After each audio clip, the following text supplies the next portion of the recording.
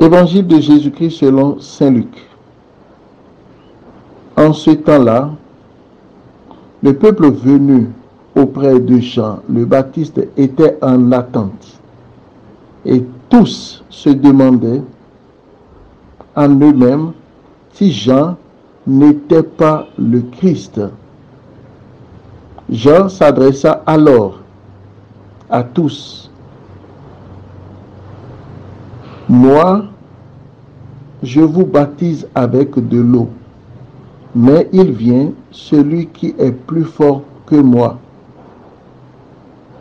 Je ne suis pas digne de dénouer la courroie de ses sandales. Lui vous baptisera dans l'Esprit Saint et le feu. Comme tout le peuple se faisait baptiser, et qu'après avoir été baptisé, lui aussi, Jésus priait. Le ciel s'ouvrit. L'Esprit Saint, sous une apparence corporelle, comme une colombe, descendit sur Jésus, et il y eut une voix venant du ciel. Toi, tu es mon fils bien-aimé, en toi je trouve ma joie. Acclamons la parole de Dieu. Louange à toi, Seigneur Jésus. J'aimerais intituler cet enseignement « Le baptême de Jésus comme épiphanie du mystère du Dieu un et trine, comme rappel de notre baptême et en même temps dévoilement sur la mission de Jésus de Nazareth. Le baptême de Jésus comme épiphanie peut se laisser percevoir dans l'ensemble des propositions faites par les 4 évangélistes sur le thème du baptême de Jésus. C'est les 4 évangiles mis ensemble selon les propositions de chacun que nous pouvons percevoir un peu plus la question de toute la manifestation de Dieu, la question de l'appel et la question de notre baptême.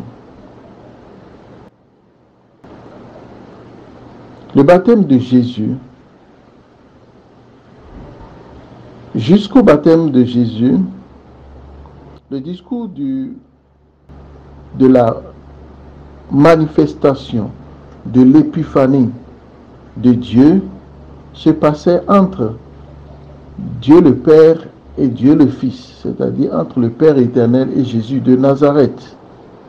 Mais avec le baptême de Jésus, le mystère de la manifestation, de la révélation de Dieu, s'est étendu sur la 3e personne de la Trinité.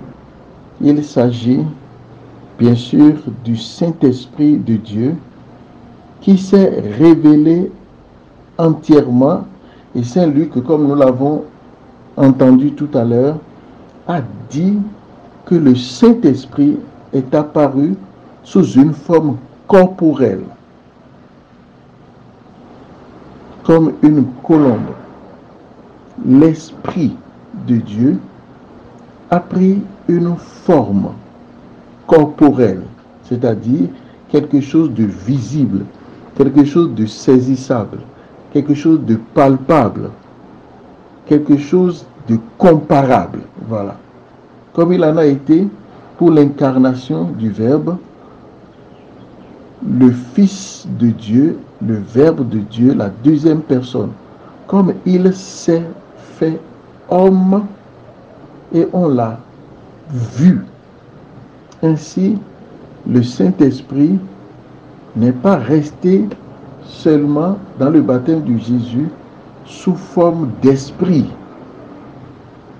c'est-à-dire d'immatérialité, mais il est devenu quelque chose de visible, de matériel et de corporel. Désormais, personne ne peut plus dire que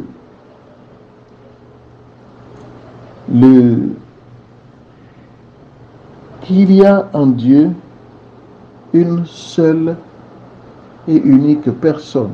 La pluralité des personnes s'est révélée dans le baptême de Jésus. C'est l'épiphanie de la pluralité des personnes dans la divinité. Donc, ce sont les trois personnes divines qui se sont étalées entièrement devant nous dans le baptême de Jésus. On a entendu la voix et on a vu le Fils dans l'eau. On a vu aussi l'Esprit Saint sous une forme corporelle. Dès lors, c'est la Trinité entière qui se donne en révélation. La particularité de cette révélation, de cette épiphanie au baptême de Jésus, se trouve en ceci que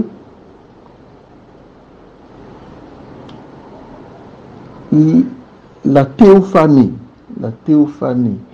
l'épiphanie ne s'est plus limitée au niveau des hommes, comme on a entendu parler des bergers, comme on a entendu parler des rois mages, mais cette fois-ci, ça a touché toute la création.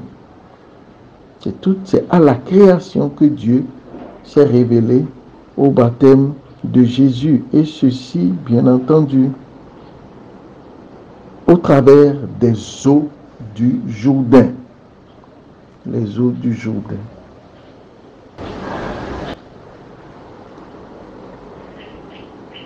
Toute la terre s'est sentie honorée de porter le petit enfant Jésus à sa naissance. Mais au baptême de Jésus, les eaux, au travers les eaux du Jourdain et toute la création se sont réjouis de recevoir la visite du Messie qui est né et qui est venu révéler Dieu.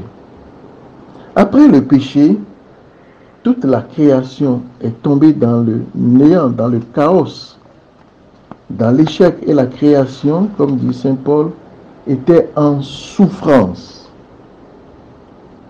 À cause du baptême de Jésus, la création peut prendre un chemin d'espérance, de salut, parce que elle sera aussi sauvée par cette venue au monde de Dieu, cette incarnation de Dieu.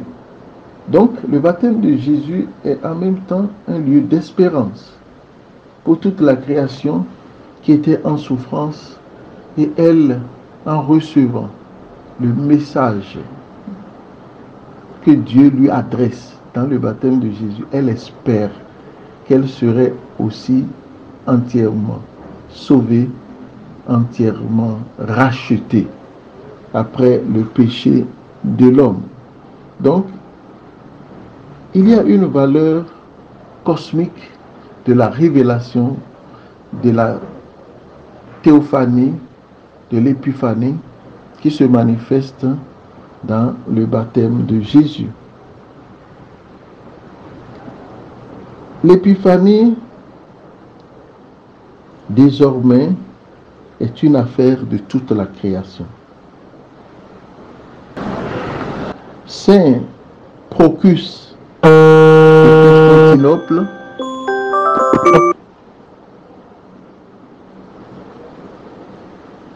dit dans son sermon sur le baptême du Christ ceci: aujourd'hui, en effet, la terre et la mer se sont partagés la grâce du Sauveur, et le monde entier a été comblé de joie. La fête d'aujourd'hui montre un surcroît de merveille par rapport à la fête précédente, car dans celle-ci, c'est-à-dire dans le baptême de Jésus, la terre se réjouissait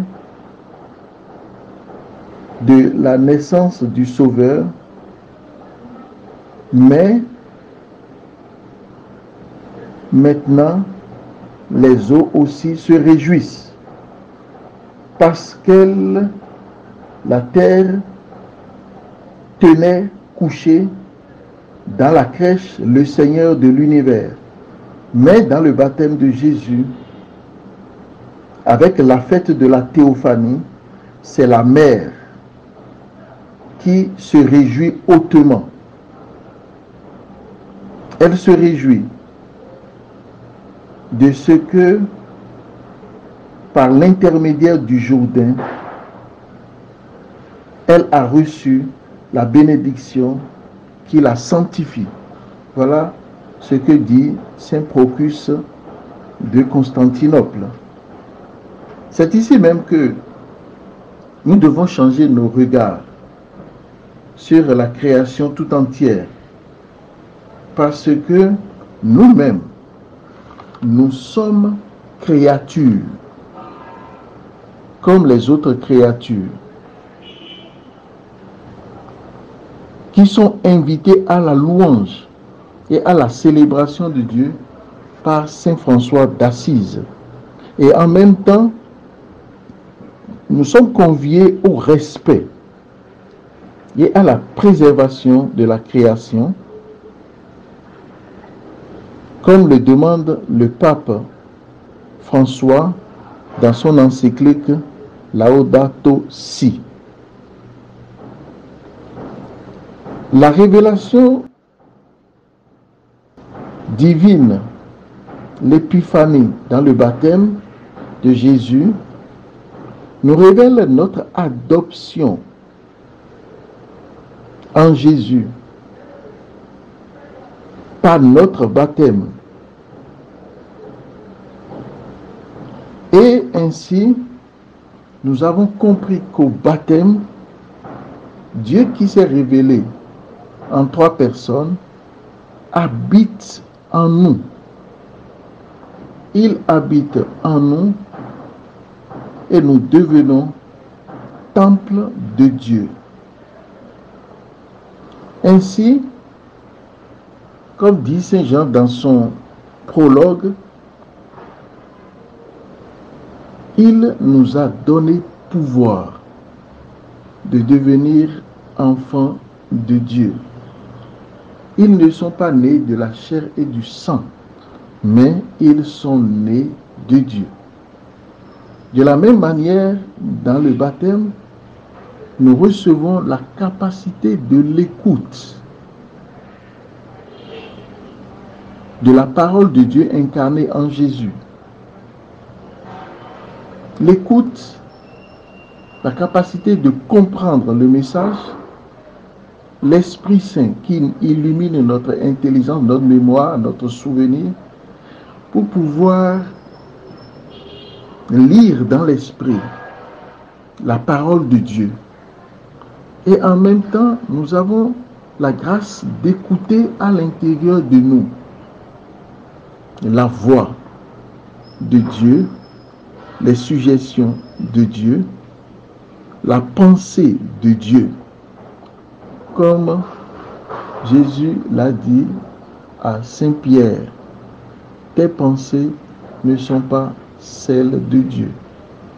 Alors si Dieu nous ordonne d'écouter la voix de son Fils bien-aimé, à cet ordre et à cette parole est attachée immédiatement la grâce de l'écoute. Et c'est fondamentalement lié à notre baptême. Donc à la nouvelle naissance. On n'apprend pas à un enfant qui est né ni à manger, ni à écouter. Donc si nous sommes nés de nouveau, l'écoute de la voix de Dieu est une prérogative attachée à notre baptême. La perception de l'idée de Dieu en nous. Jésus dira bien sûr, mes brebis écoutent ma voix. Le baptême de Jésus nous rappelle que le salut commence par la délivrance du péché. Depuis l'annonciation, l'ange a dit que Jésus sauvera son peuple de ses péchés. Et Jean-Baptiste va le désigner au bord du Jourdain comme l'agneau de Dieu qui enlève le péché du monde.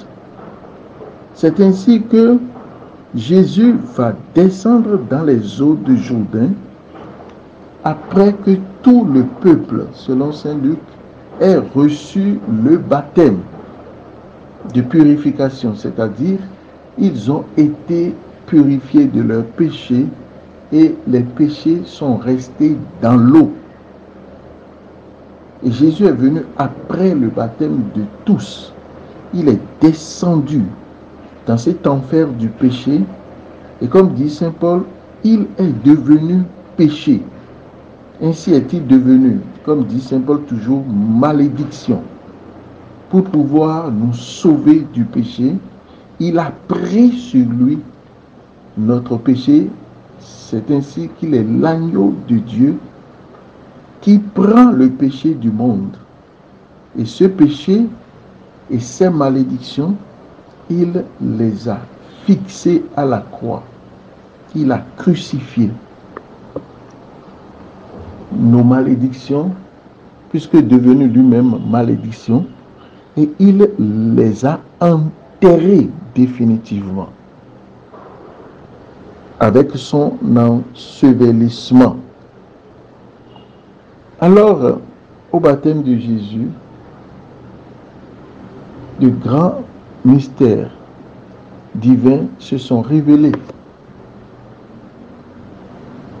Demandons la grâce divine d'entrer encore plus dans l'intelligence de la théophanie opérée au baptême et renouvelons notre foi en Dieu Père, Fils et Esprit Saint. C'est le christianisme seul qui est capable de faire une telle profession de foi. Et nous sommes fiers que Dieu nous donne justement cette fierté, que nous sommes dans la plénitude de la connaissance des mystères divins. Et que cette connaissance active notre joie et notre fierté aussi d'être nés de nouveau et d'avoir reçu le baptême de l'eau et de l'esprit, le baptême de feu, et de vivre en conséquence. Nous sommes baptisés et avant de recevoir l'Esprit Saint, nos péchés sont pardonnés. Nous devenons ainsi fils et filles. Nous ne sommes plus des orphelins. Que la grâce de la paternité divine nous visite encore Que nous sachions que nous sommes fils et filles de Dieu, c'est un privilège énorme. C'est une élection que beaucoup d'hommes n'ont pas reçue. Parce que personne ne peut venir à moi si le Père ne l'attire. Il nous a attirés et nous avons accepté. Et cette grâce, c'est un pouvoir extraordinaire. C'est un pouvoir. Je me rappelle une de ces sorcières qui me racontait que il y avait une dame aussi, une dame qu'il pourchassait, qu'il ensorcelait. Et la sorcière parlait justement du petit garçon de la dame. La sorcière dit, nous ne comprenons pas comment ce garçon-là nous échappe. La sorcière dit, nous amenons cet enfant jusque dans la reine des sorciers et donc nous plavio quelque chose ya zevadi pour vite bien nous rondo nous comme nous uzu zo pour nous quand nous uzu le gudo ton kaka nous singulia mais nous ronsi en zevadi l'enfant la dame dit le petit enfant devient feu et fuit devant nous avec une vitesse extraordinaire et nous ne sommes pas capables de retenir et de rejoindre cet enfant. Il leur a donné pouvoir de devenir enfants de Dieu. Que Dieu vous bénisse.